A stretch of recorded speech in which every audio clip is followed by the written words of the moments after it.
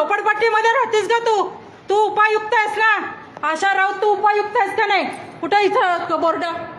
हे बघा, ही आशा राऊत, हिच्याकडे 1 महिना झाला माझा अर्ज आहे, पेंडिंग आहे. हिला निर्णय घेता येत नाही. ही आता तिच्या खुर्चीवरनं उठून आली आणि मला हाताला धरून ही गेटच्या बाहेर काढतीये, तिच्या दरवाजाच्या बाहेर काढतीये. ही थर्ड क्लास बाई कुठल्या झोपडपट्टीमध्ये राहते? आशा राऊत बाहेर ये. कोणत्या थर्ड क्लास झोपडपट्टीमध्ये तू राहतीस? तू कशी काय राज्याची उपायुक्त बनवली? तुला लाज वाटते का? तुला आता दरवाजा लावून आतमध्ये बसतीयस. छपरी छपरी आहेस तू, उपायुक्त म्हणून छपरी आहेस.